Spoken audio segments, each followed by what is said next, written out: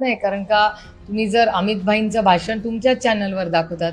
अमित भाई शाह काय म्हणले होते की ते एकटेच लढणार आहेत. हे अमित भाई शाहनी 1 वर्षापूर्वी सांगितलं होतं. त्याच्यात नवीन काय?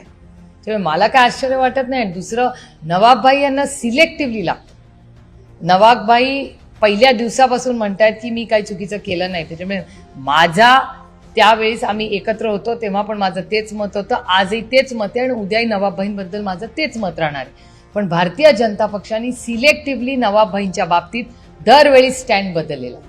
जेव्हा राष्ट्रवादी काँग्रेस पक्ष त्यांनी भारतीय जनता पक्षाने फोडली तेव्हा त्यांना नवाबभाई चालले. असेंब्लीमध्ये वोटिंग करताना नवाबभाईंचं मत ह्यांना चालतं, बाकी सगळं ह्यांना नवाबभाईंचं चालतं. पण जेव्हा ह्यांना सोयीचं नसतं तेव्हा ते नवाबभाईंना दूर करतात. त्यामुळे असलं राजकारण मी आजपर्यंत कधीच पाहिलेलं नाही. आणि काहीतरी नैतिकता दाखवली पाहिजे.